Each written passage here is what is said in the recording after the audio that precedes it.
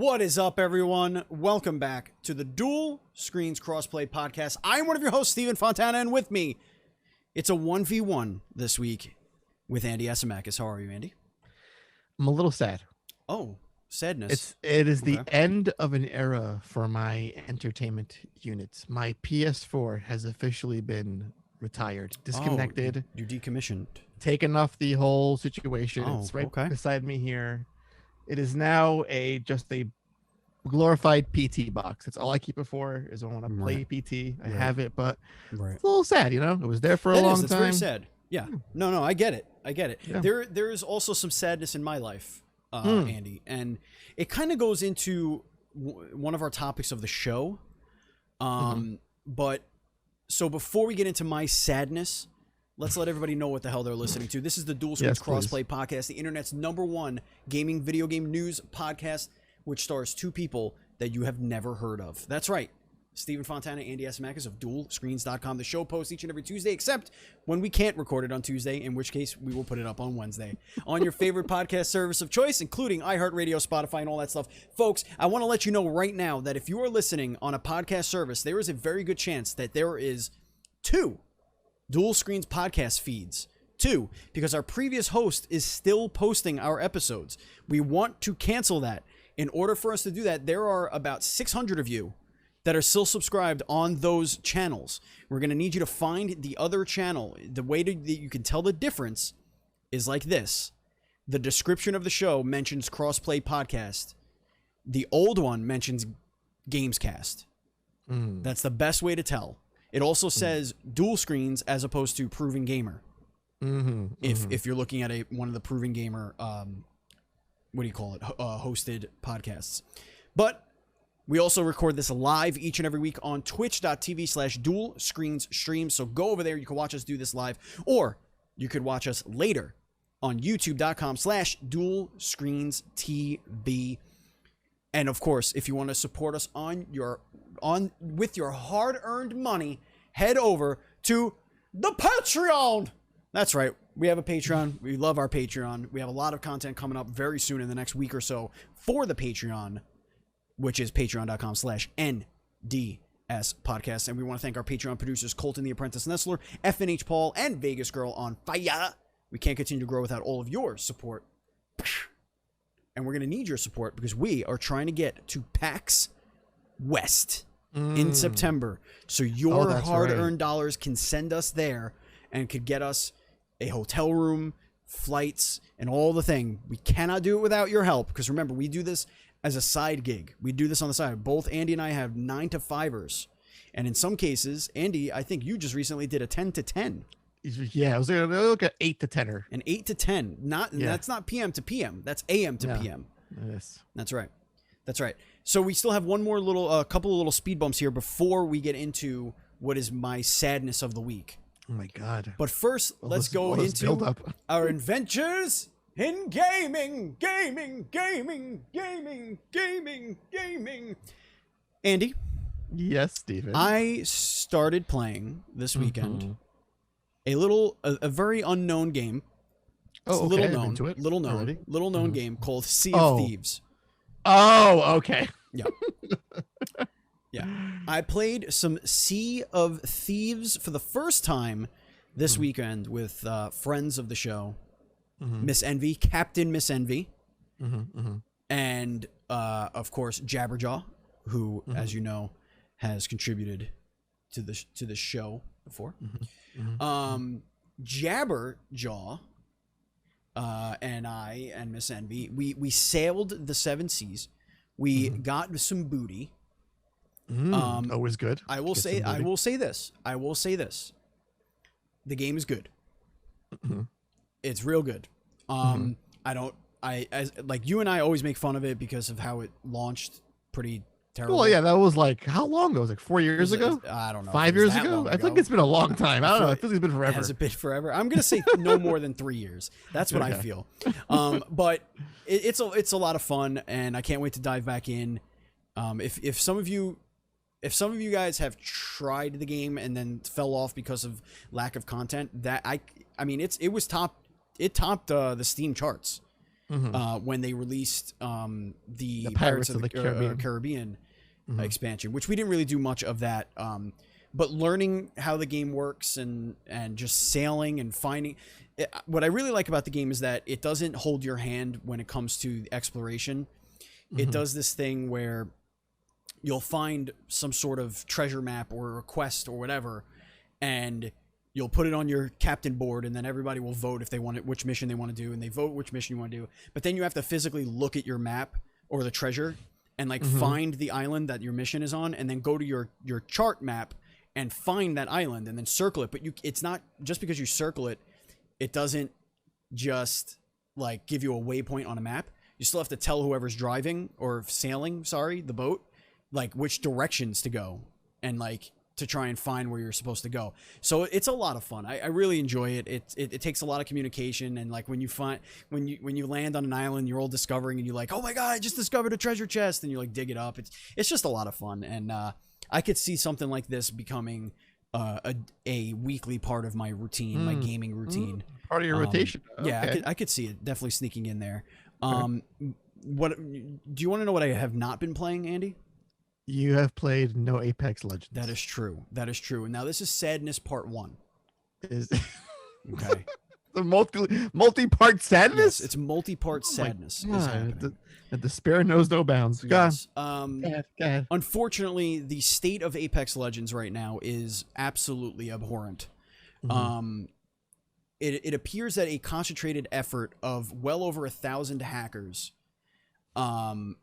have formulated a Discord and a Reddit and a 4chan, whatever the hell they are, and they've made a concentrated effort to ruin Apex Legends for many high-level players in ranked, essentially making it so that high-ranked Apex play, which I am not. I'm gonna get that out of the way. How does it affect you? But this domino does affect me, and I'll explain that. So, playing in high-level ranked, a lot of these Masters players or players that are really, really good, they either get DDoS'd where they can't play, or I saw one instance where somebody had infinite ammo and was literally standing in one section of like one area of the map, just standing there and shooting in a direction, and the bullets were just finding targets across the map. Like they were just finding targets, and he could just hold the trigger and it was just infinite fire. How does this happen? So how is it allowed to happen? I mean, it's not. It's definitely not. But Respawn cannot keep up with what's been happening. Now, here's what happens. Here's where the domino falls my way. God. So what winds up happening is those high-ranked players who still want to have fun and sharpen their skills then go into public lobbies that are unranked. And then they get into those lobbies and absolutely destroy everyone, because they're just a cut above everyone. Because the skill-based matchmaking is based off of the essentially the best player in your group. So if I'm playing with, let's say, friend of the show, Mikey Kirsch, who we love very much, he's got a higher skill-based matchmaking. So I'll get pulled up to, say, I don't know, maybe a platinum or like high gold. Well, Masters players can get into gold lobbies. Depending if it's just one of them. If you solo queue, meaning you don't take teammates, as a Masters player, Predator, or high-ranked player, you could get pulled into those lower lobbies and still destroy everyone, because the gap is that far. So that's really what's ruined it for me. It's just like I can't really compete with that, and it kind of takes the fun away. So it's not fun. Okay. Yeah, it takes the fun away. So I've stepped away from it until one of two things happens. Either here comes my son making his second cameo of the night.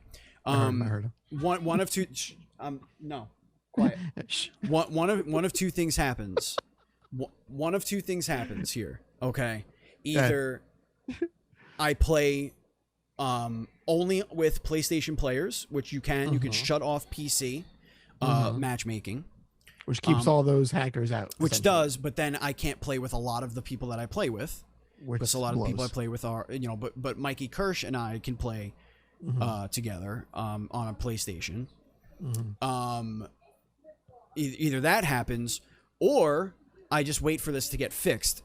I have a feeling it's not going to get fixed. Now I'm going to mute myself while I see what my son wants, while you give me some of your... Oh, wait, he left.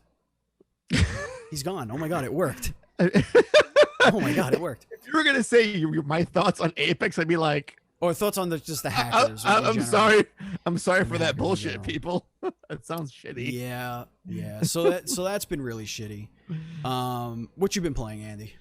Oh, a lot of things. So I started a Metroid series run, going through all the Metroid games. Surprises me 0%. Yes, so I finished Metroid OG, Metroid 2 GB, and I'm currently playing Super Metroid on the SNES.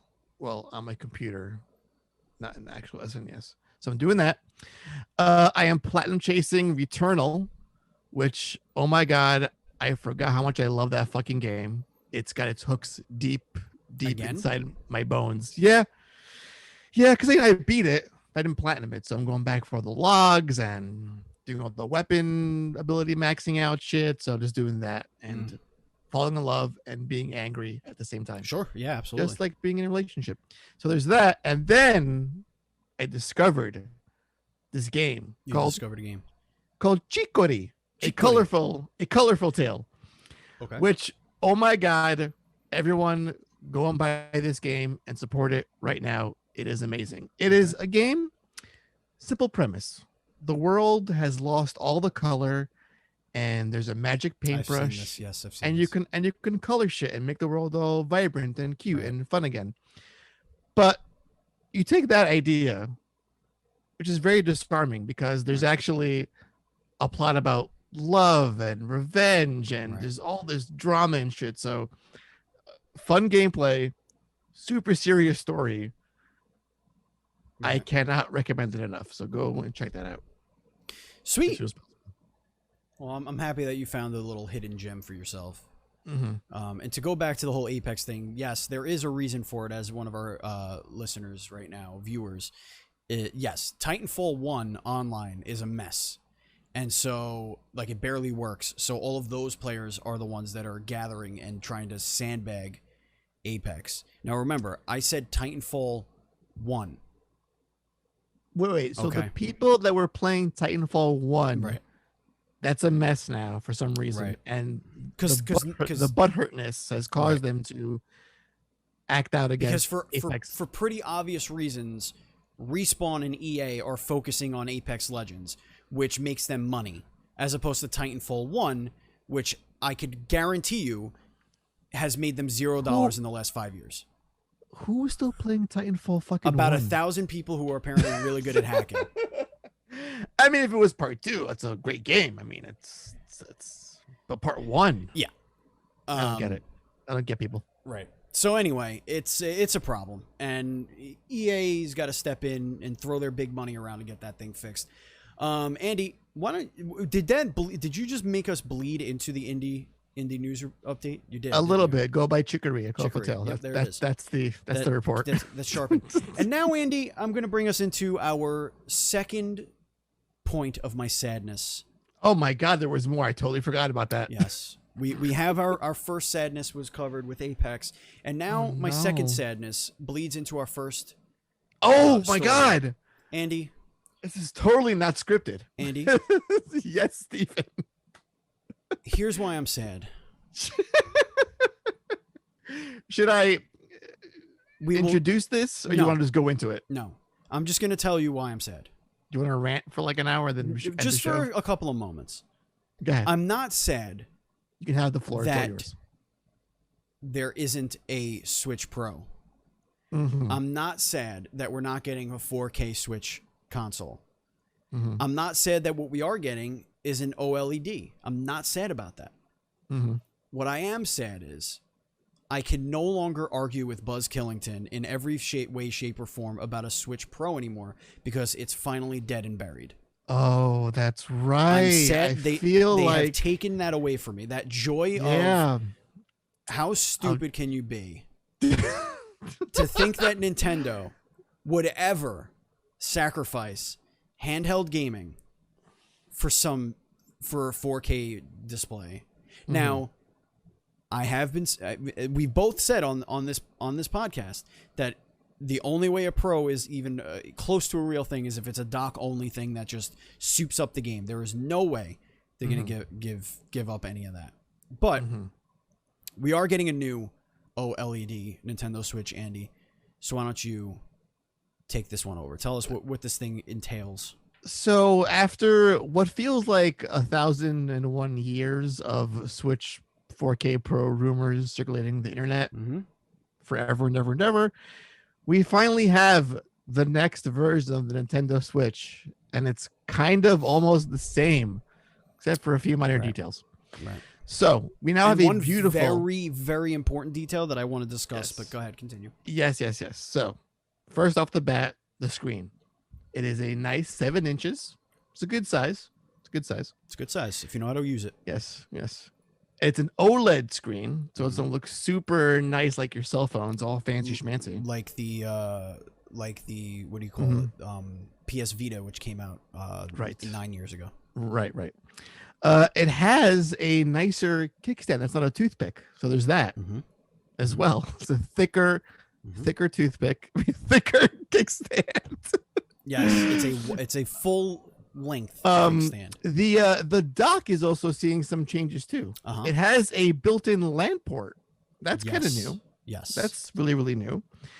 And it's got more memory, 64 gigabytes to be exact, so doubling the 32 from the launch. It also looks like they improved the cooling of the dock as well. As you see, there's a couple of extra little slots for airflow.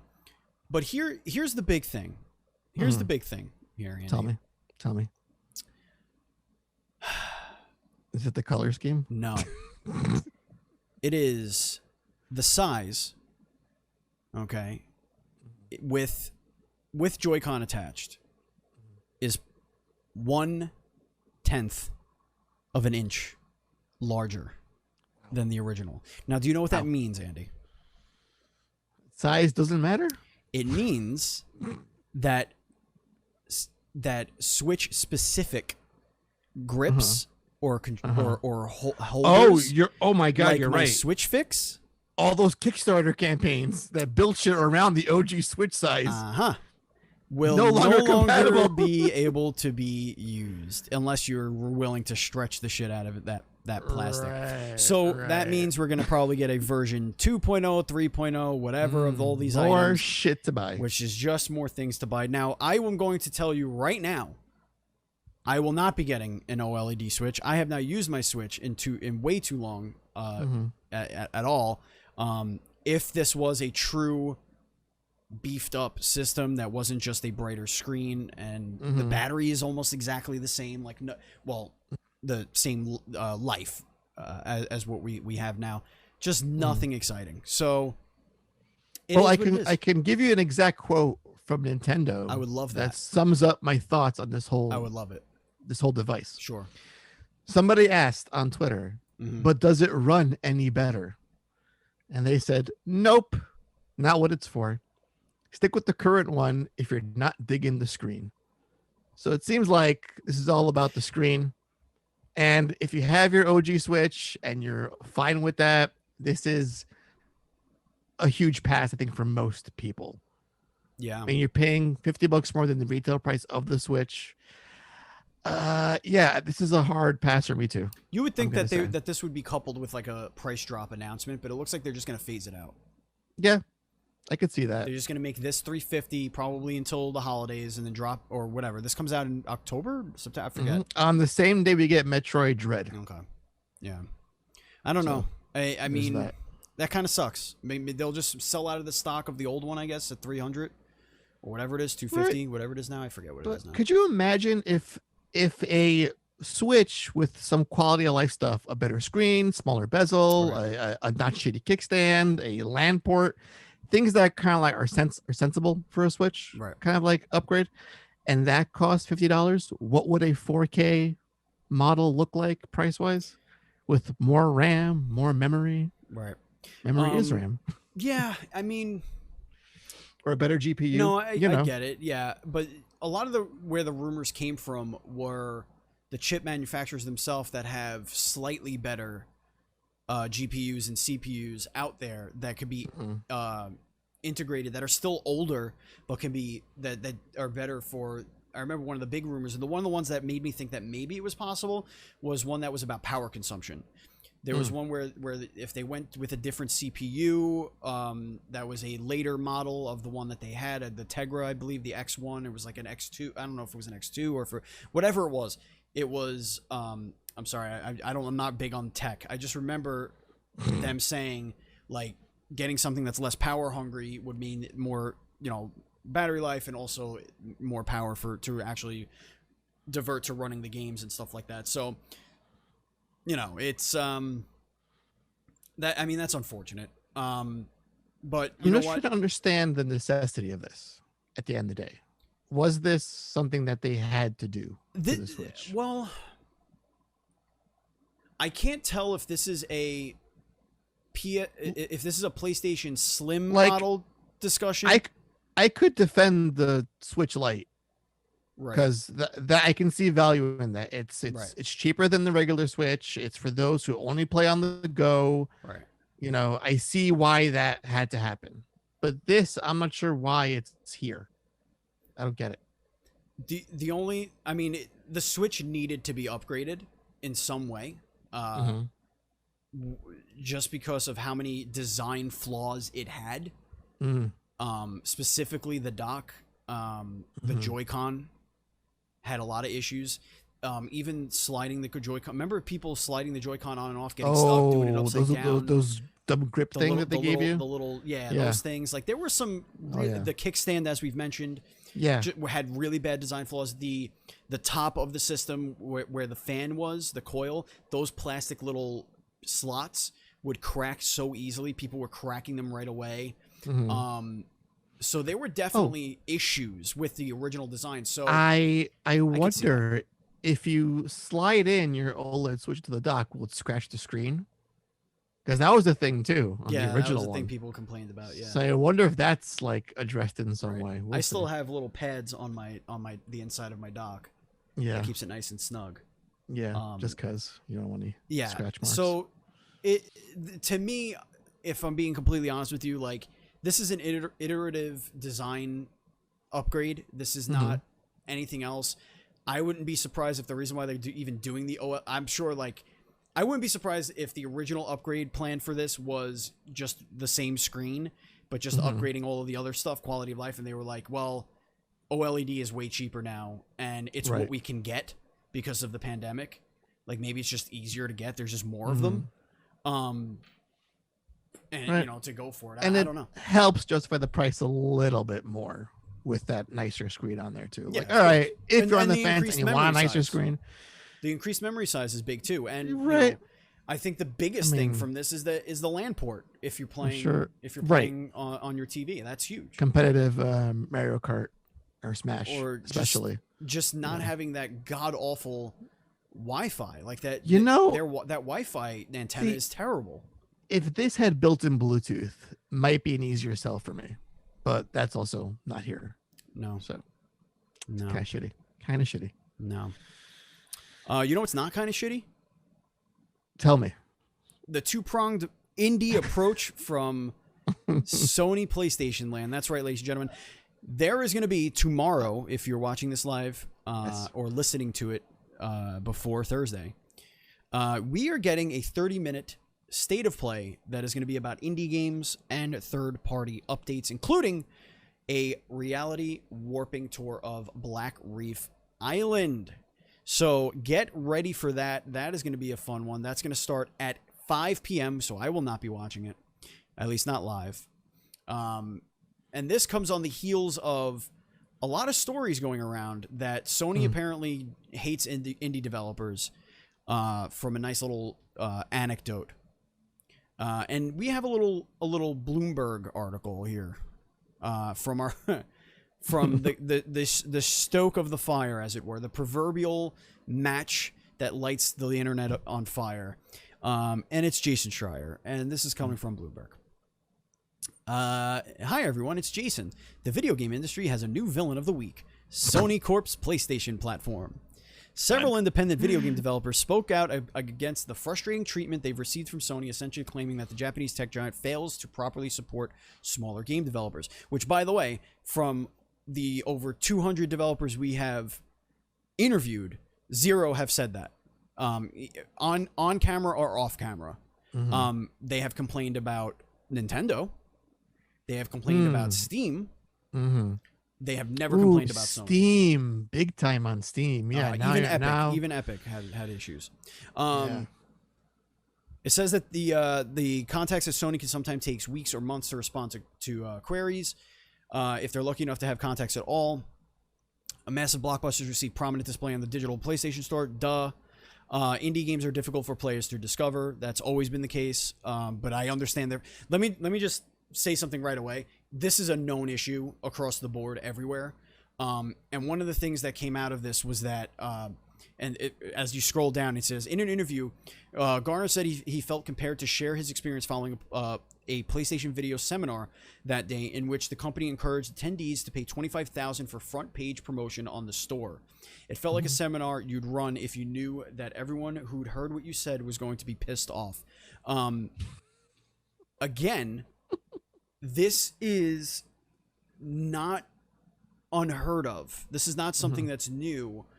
This is part of marketing.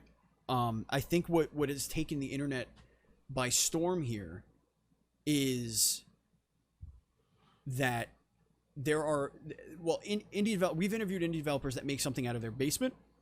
We've interviewed indie developers that get discovered by a publisher, and have a complete marketing team behind them, to pay for eyes for placement is something that's been happening forever.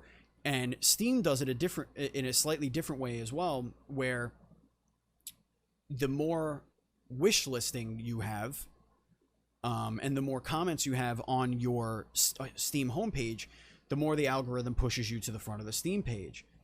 What do you need in order to drive wishes or wish list likes and follows and all that? You need a marketing budget. You need people to go out there and get streamers to play your game. You need to go out there and use your money to go visit conventions. Money is always going to get you noticed more. In my opinion, if you have a, let's say, $50,000 marketing budget, it makes all the sense in the world to pay for front page placement when you're releasing on the biggest platform right now for console gaming. And a lot of developers would agree with that, I think. What are your thoughts? Well, first of all, there was some back and forth on this with other developers chiming in saying, well, my game has sold over half of its copies on PlayStation's platform. So I'm not sure where this whole my games aren't selling on PlayStation story comes in. But yes, Penny. It is Penny, right? I was talking in the background. There are a number of issues that I think Sony could address. Like, I don't think you should wait a month to see how many copies your game has sold. You could be more responsive to people and not wait weeks or a month to get back to a request or stuff like that. Little things like that, I think they could do more to improve that indie relationship. But yeah, I just feel like this thing, because there's one developer comes out, says, hey, I don't like what Sony's doing, and then it just goes off the rails from there. When I think Sony has been very supportive of indie games for a very long time. They gave $10 million to Code Relief for indie developers last year. And, we hear differently from indie devs. So a lot doesn't align for me, this story. But again, there's a lot of unique one-offs that are at play here.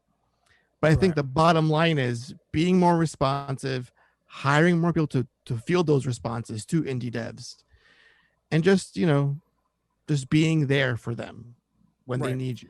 And the other thing is, I don't know how far back especially the one that's saying that they couldn't get a rep on the phone, if you could get them at all, or if you could even have a rep.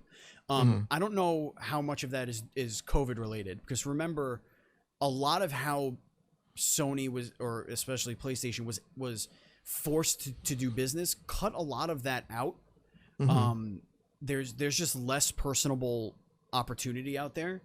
And it's not just for Sony in general, but like a lot of places struggled to do that. They had to relearn how to be a company. They had to relearn how to run their business remotely. So I think this is I don't think this is a indication of the norm for indie developers. I think this is I wish it wasn't like that, if I'm honest. I want to state that to be obvious. Like I want indie developers to have a much easier time getting noticed. But on the flip side of that, Andy, you and I cover and have interviewed and have been given so many games. There are so many games that come out. Right. There has to be a way to differentiate them from each other. I wish all of the guests on our show just had like whopping success, because we have a very fun curation process. You know, we pick things that we like, that we think deserves attention and sales, and you know, are worthy of people's time, that aren't like these big budget games. But I just think back to that one game we did a while ago, one of our earliest interviews. I think it was called Ultra Pizza Titan. Yes, Pizza Titan. And Ultra. Yes, that's what it was called. And they were slumming it on PC for a while. Then they're like, okay, the Switch version, that's gonna maybe get us some money. And it was like a big old wet fart, and they had to shut down. Yep. After that, because they couldn't crack that. You know, they weren't on any featured list or like homepage or buy this game now. Right. But yeah, it's hard. I mean, it takes a really good game and a little bit of luck to have success in the indie realm, I feel. Right. It's just how it is. Or spend $25,000 and get nice placement on the you know. Yeah. I mean, that's what Kickstarters, like a lot of the guys that we talk to also, they use Kickstarter for that. Like they use Kickstarter for marketing. They use Kickstarter for a social media manager or like, you know, stuff like that. So yeah, and if the game looks fun and it's getting a response from people, it's going to be on Kotaku, Polygon, IGN. Like, here's this fresh new Kickstarter game that we just heard about. That's awesome. Go check it out. Yep. Oh, man. Well, this is, you know, Andy, I don't know why we're doing this. And by this, I don't mean the show. This next piece. I don't know why. I don't know why. It's not that I don't know why we're covering it. I don't know why, as a society, we still do this. It's more as a discussion piece. I want to get your feedback on what the implications of this could possibly be, and if you're going to, if spending the monies on this is worthwhile for you. That's my main thing. Okay. About this. Let's talk about it. So, the long rumored, maybe like a 2-week rumor. Probably. 2 weeks, yeah, about 2 weeks. Ghost of Ikishima has emerged as the Ghost of Tsushima director's cut. That includes the Iki Island expansion and a bunch of other PS5 features like Japanese lip syncing, because I think it was they're now rendering it in real time, so they can actually change the lips on the PS5, whereas in their actual rendered cutscenes on the PS4, so they can't go back and do that. Haptic feedback, 3D audio, bunch of shit. Hooray. I love this game. I want more of it. But then the price tags, plural, were revealed, and people were a little bit pissy about this. And I want to get into that. So, if you own the base PS4 version of the game, you can upgrade to the PS4 Director's Cut for $20, which has the Iki Island expansion and some other bells and whistles. But if you want the PS5 version of the Director's Cut, which has the haptics, 3D audio, Japanese lip sync, yada yada, that's going to cost you $10 more. So, Steven, is this going to be a trend from Sony, these Director's Cuts? And do you think this $10 price is worth it for a PS5 upgrade? Go. So this is $30 total to upgrade. Then, if you're a PS5 Ghost owner, is that how that works? Yes. Okay. So there's that. It's gonna happen more. But the only way it won't happen more is if people don't buy it and they say no, we're not doing that. For me, like, for personally, as who I am, you know me, I beat a game and I put it away. Like, that's just what I do. This new island is intriguing. I would have liked it way better if this was like a standalone thing that we discussed a couple of weeks ago, as like a Miles Morales style thing where I would have gladly paid full price for it. I would have whatever. If it was something like that, that's more up my alley.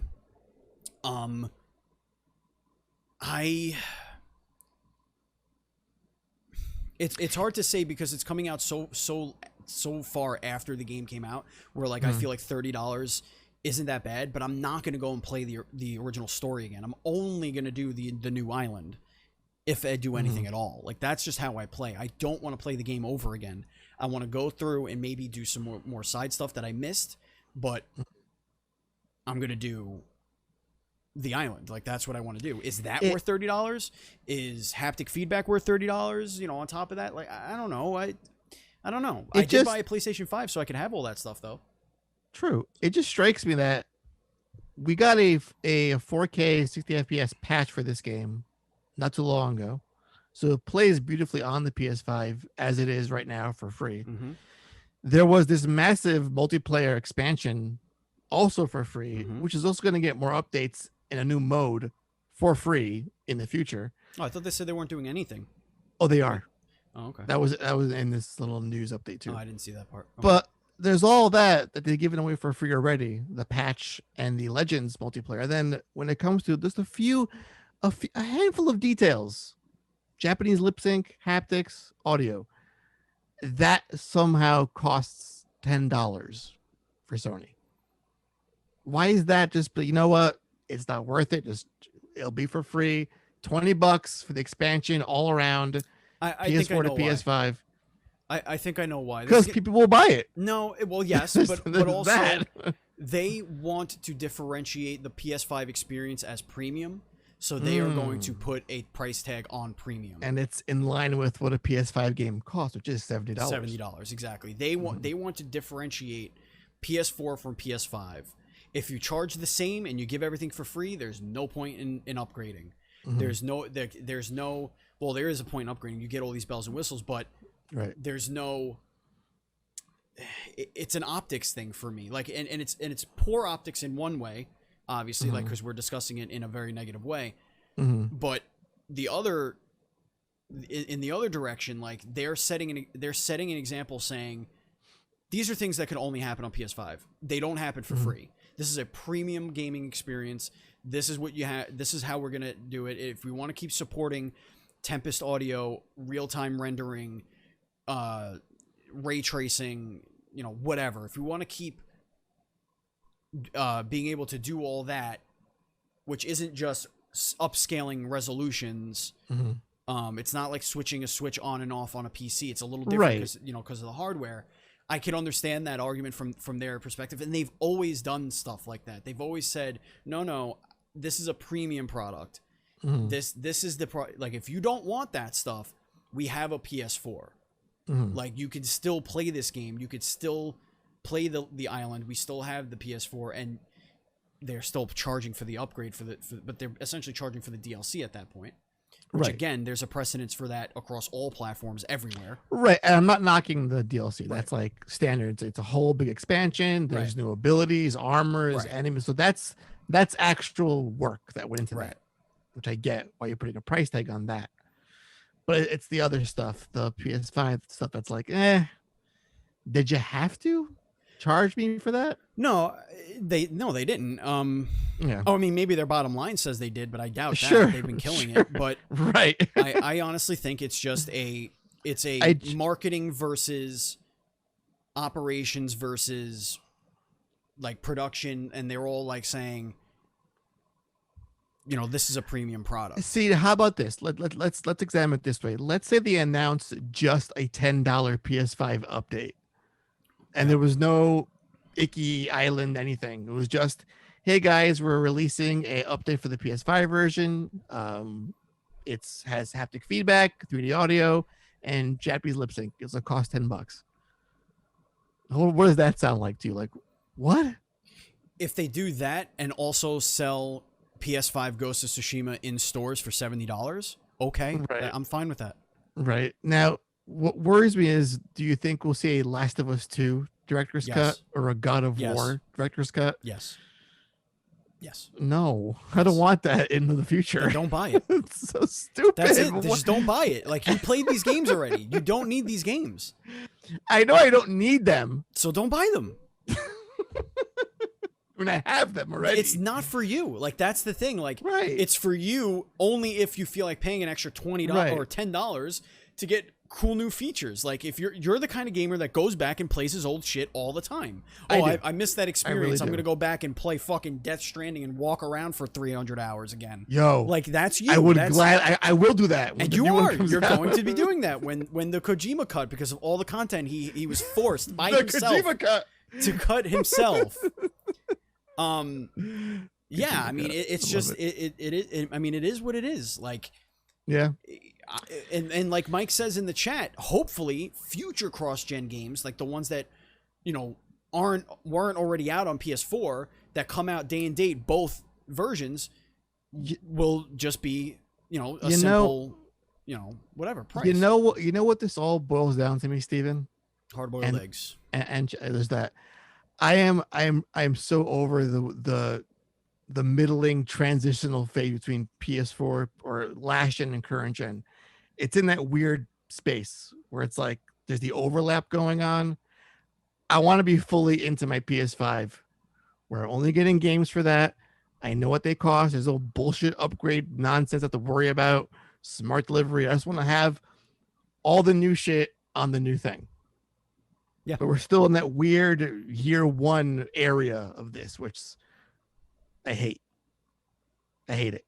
Yeah, I mean, it's almost over, I think. Yeah. I think once this holiday season is over, which is only 6 months away, I think once that is over, it's going to be, okay, here we go. It's the next gen now, and only the next gen. It's really here. We did it, you know? It's finally here. Which again, I wish I could get somebody from Sony on the show just so we could discuss whether or not this had anything to do with COVID. Just streamlining development, you know, their plans for everything, essentially becoming a digital only business. I don't know. I wish I could ask those questions. You know, speaking of Konami. Oh, Konami. The director's cut. You mean Kojima? Kojima. Speaking of Kojima, Konami and Kojima. They're not doing anything. No, but Konami is. All right, Steven. This next bit of news. This is your sadness. I'm sad, but not why you think I'm sad. Okay. Uh-huh. Now let me expound on this. Expound. After what's been, again, it's like going back to the rumor mill from like 10 years ago, of a rumored Silent Hill game, Konami announced a partnership, a strategic cooperation agreement. Is there any other kind?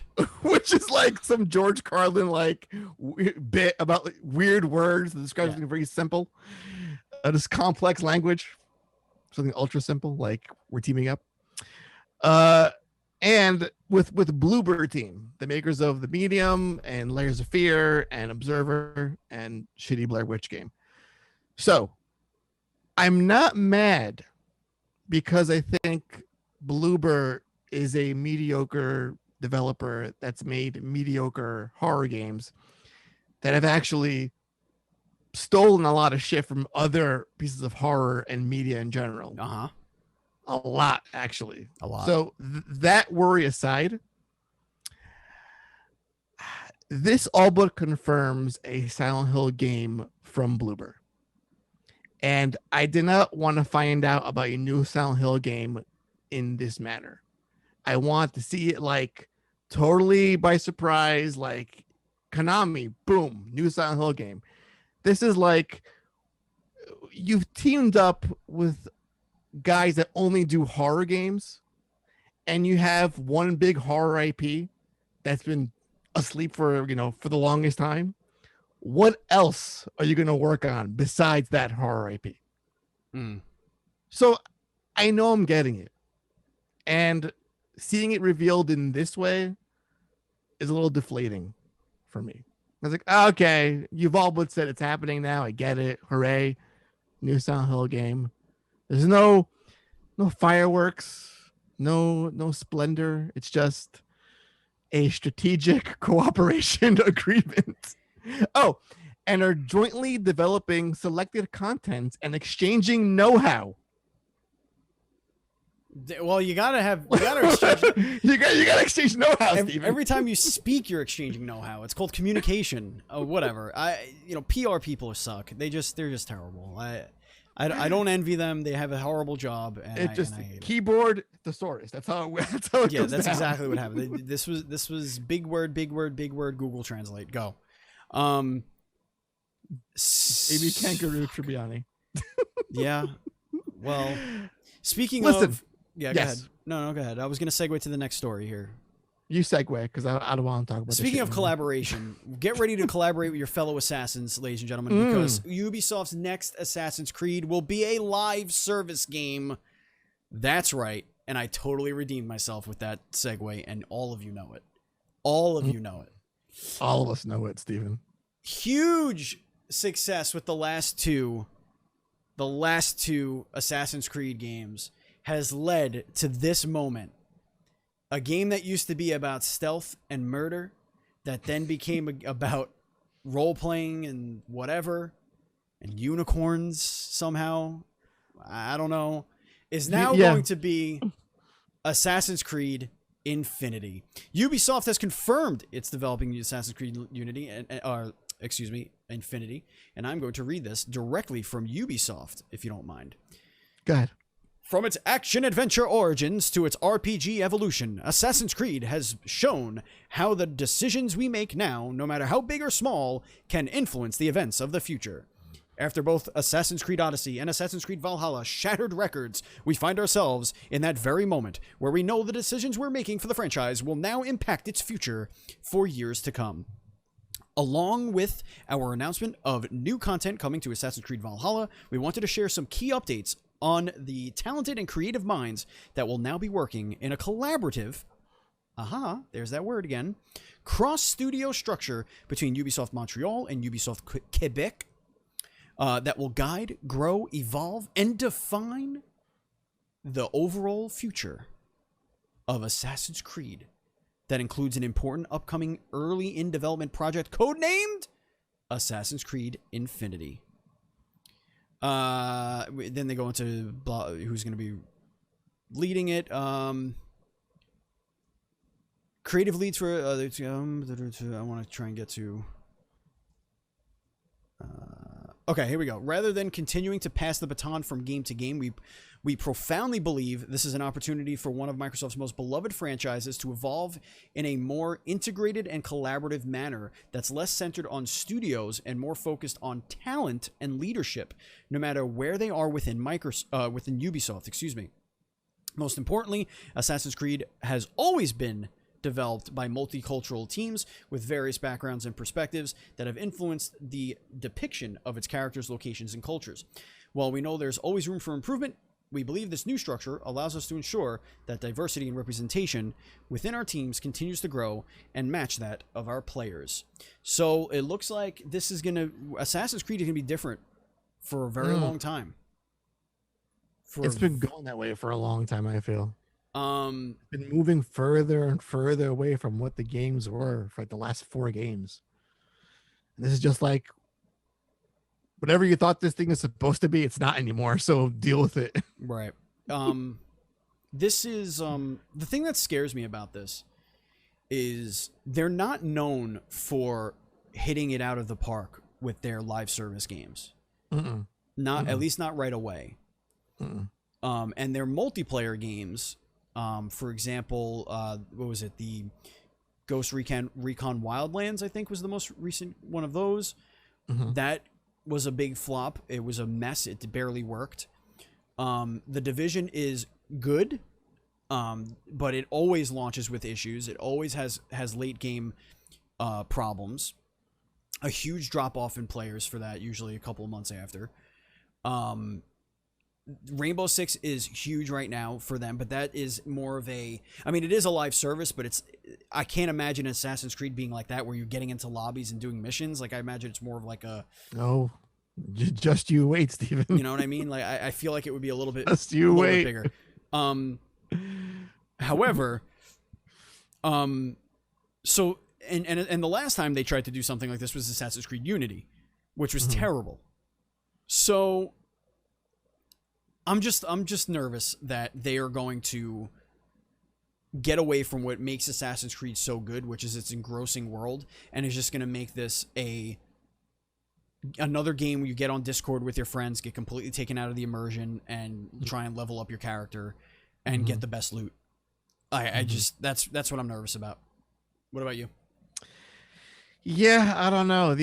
We've had a multiplayer Assassin's Creed before. It didn't quite work so well. I think it proved that we should maybe keep this the way it's supposed to be, just confined to a nice single player story driven experience. But there's no money in that apparently, so we're gonna go this way because we can't release, what was that game, Skull and Bones, right? So we're gonna do this instead. I mean, it's a sad thing when I see a game that had so much potential, that was really focused on character and consistent storytelling with real meaningful players involved. Now it's like everything is so convoluted. I feel like this is the last step. It kind of makes sense in some weird, horrible way. Go for it. Just go for it. I'm not gonna play it, but sure. It seems like I understand that it appears from the outside in that this is a logical step, but it also it almost doesn't feel like a logical step, because every time they've announced a new Assassin's Creed since Origins, it's been a huge news thing. Like people love to see what the next Assassin's Creed world is going to be. Joe, they love to see the new characters and what time in history we're going to go in. And like that was like, when are we going to feudal Japan? Oops, Sony did that. But like like that aspect of it kind of goes away. No, like I don't know. Maybe that's just me. One more observation, Steven. Why is it that this franchise cannot keep a secret to save itself? I feel like the last 4 games, and even now with this announcement, were all leaked prior to being announced by Ubisoft. I don't know. I have no idea. I don't know. It's like, why is this one game? This one franchise just can't keep its mouth shut. They're just maybe they're just so big that they don't have the capability of keeping things. You're assassins. You would think deception and stealth would be sneakiness, not being seen, not being heard, but you're like yelling from the rooftops like, we're going to Valhalla. I don't know. Here's a bit of wet fart news here. This is the final little piece before we get into the hype zone. Sony acquired Nixxes Software, which is a Dutch studio. It's called Nixxes Software. We don't know the conditions yet. This comes from gamesindustry.biz. The developer will join PlayStation Studios Technology, Creative and Services Group, which focuses on technical and development capabilities to support Sony Games development studios. So this is another support studio, which I guess it could help the. I don't know. I think this is more of a non-news thing for me. Well, I think really it just means. I think this means more PC games are coming in from Sony, like more than we expected to happen from them. I think this team specifically made PC ports for Square Enix games, like all the Tomb Raider games, Deus Ex, Soul Reaver, and beautiful, well done ports, I might add too. And Sony, when they had a bit of a talk about a wet fart, when Horizon came out for Steam, was not well received. It was poorly optimized. Days Gone, which was handled internally way better. I think they're like, you know what? If we're going to do this, we need to have an actual team that knows what they're doing with our games to bring them to PC. And when you have Uncharted 4, coming to the PC, rumored. Bloodborne, rumored. Who knows what else coming to PC? This is just to get it out of the hands of the first party studios into one that can actually handle it properly. Right. Well, speaking of that, we do have another story here, and I actually did want to talk about this, so I'm glad that Buzz put this in the chat. Hideo Kojima and Microsoft have signed a letter of intent that states the two parties intend to work out the details on a publishing agreement for a new Xbox game. This is according to sources familiar with the matter. So not confirmed yet. Not confirmed. This is This is unnamed sources, and this is coming from VentureBeat. This is a key step in the negotiations between Metal Gear Solid creator and the Xbox company. It signifies that both parties have agreed to a generalized deal while lawyers continue hashing out the finer points. Microsoft and Kojima's teams have spent months discussing a possible partnership, and now it is more likely than ever that those conversations will bear fruit. The deal is so close that Microsoft has begun preparing for what Kojima will need to make his new game. Last week, Microsoft announced that it had hired Portal and Left 4 Dead developer Kim Swift to oversee partnerships for cloud-based games. Swift most recently worked at Google's cloud gaming service Stadia, which I guess is something you would put on your resume. Microsoft hired her with the purpose of assisting in making Kojima's cloud game a reality. Remember, he had this cloud idea, even when he was when he was speaking about Death Stranding. He had this idea of a game that just constantly lives up somewhere in like this cloud or whatever. I do remember that. And we were all like, "Oh fuck, what is this game going to be?" Turns out it was a walking simulator. As for what Kojima's game, that's the best goddamn game ever. Actually, is few people know. The point of the partnership is to unlock the creativity of Kojima Productions using Microsoft's technology, as opposed to greenlighting a specific pitch. So, I think that's the key phrase with all this. Right. Okay. It wasn't like, here's my idea here's my game I want to make. Can you guys pay for it? Right. We'll use cloud. This is, how can I leverage Microsoft's cloud-based technology for something I may want to do in the future with this tech in mind? Right. And, it's a funny thing, because this is not the first time he's done this, Kojima. Do you recall a game for the Game Boy Advance that used the power of the sun? Yes, I do. What was the name of that? It was Buktai, some vampire. Yeah, I remember. Yeah, vampire, cartoony, sprite-based vampire killing game, where you would charge up the cartridge with sunlight, and then you would have like sun bullets or some shit. I forgot the exact gameplay of it was, but this is not new for Kojima. He loves doing weird shit with technology. So if this is real, I'm excited for it. I love this man's games, and he does weird shit, granted, but it's always like headline worthy, talk of the town. Yeah. So I'm into it. Whatever it's gonna be. I have a question for the review here. Oh, sure. Didn't Microsoft and PlayStation, Sony, whatever, also have a partnership based on Microsoft's cloud services? Yeah. So is this like their cloud and streaming service? So could this be a technology leasing deal for Kojima Productions, that he's just able to use this technology?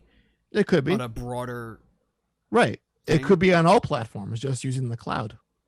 That's what Microsoft does better than everyone. I can't wait to see what fucked up way he uses the cloud, because there's going to be something stupid. Oh, I can't wait. There's going to be something stupid. I really can't wait. Speaking of something stupid, let's get into the hype zone. Oh, Steven, this is the best one yet. Now, I was a little torn with this one, because for those in the chat, there was some actual Xbox news. Yeah. I was going to cover in the hype zone, but something else came along that's a little bit more spicier than this. So the would-be hype zone was this headline, that Minecraft is now rated for 19 in South Korea. So apparently you can't play Minecraft unless you're over the age of 19 in South Korea. South Korea. That's not even. That's not even. It's not even the bad Korea. It's South bad Korea. Yeah, it's not. That's not the evil Korea. That's interesting. Right. So that's kind of fun. But some other headline came across my desk, and I was like, you know what? I'm just gonna read this headline, and that's the whole hype zone, and we'll go from there. Are you ready for this? Oh, I bet I know why. Are you ready for this? Okay. Yeah. Go ahead. Okay. This is regarding Yuffie and why she was chosen in the FF7 remake DLC. And we got our reason. And the reason was this. Okay. Ready for this, Steven? I'm sorry. Continue. No. Yuffie was chosen over Vincent for Final Fantasy VII Remake DLC because he is canonically sleeping in a coffin. It's an actual headline, an actual reason that Square Enix gave. Never mind the fact that, spoilers, for those who haven't beaten parts of the remake yet, the ending kind of says whatever canon was is no longer canon because, you know, fucking Zack's alive in the game for some reason. But Vincent is very much still in the coffin during all these events, so we can't put him in these games yet. And that's why, in case you're wondering, why we chose Yuffie over Vincent. So, like, they directly control what's canon, right? Right. So they actively chose to have him canonically sleeping in a coffin. Right. I mean, he was in a coffin because you find him in the coffin in the OG game. No, I get it. Character. No, I get it. So since our heroes in the remake part 1 haven't found them in said coffin yet, why would he be in a DLC? Because he's still in the coffin. So even though it could be different now, this all points to one thing, Andy. He could not be in a coffin. Wait, does that mean he'll still be in a coffin when we meet him? Right. That, but it also means Dirge of Cerberus remake. So if you haven't played the DLC for FF7, I really want to. The last boss is pulled from Dirge of Cerberus. Oh wow, okay. 2 siblings that are in there.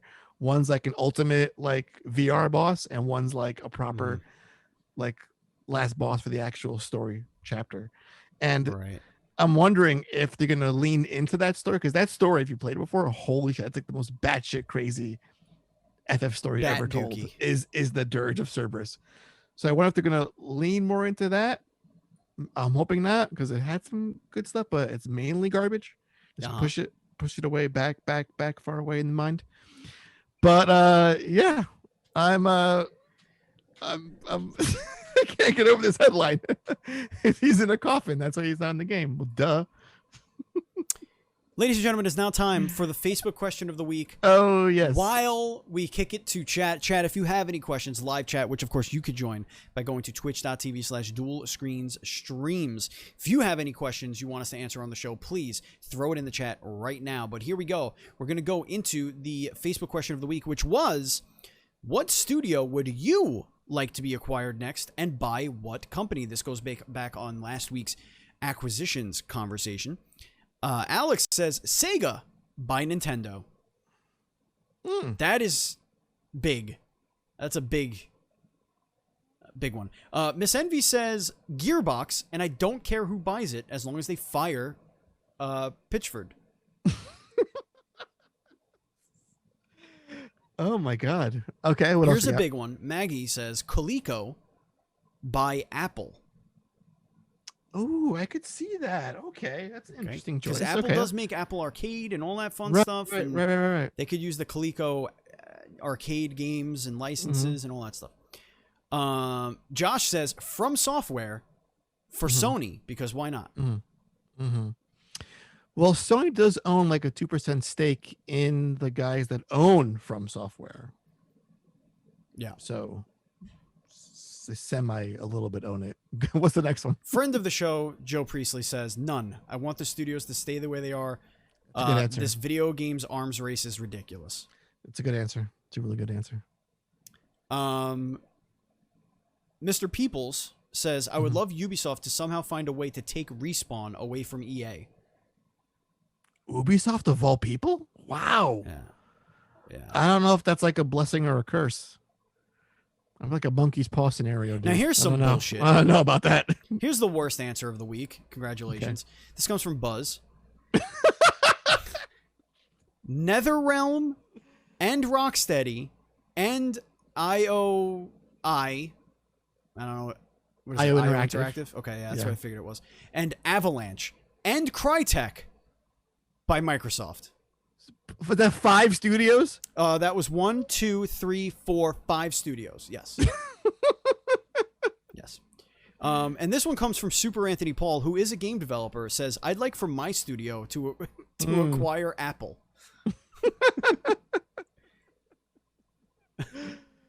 Oh man. As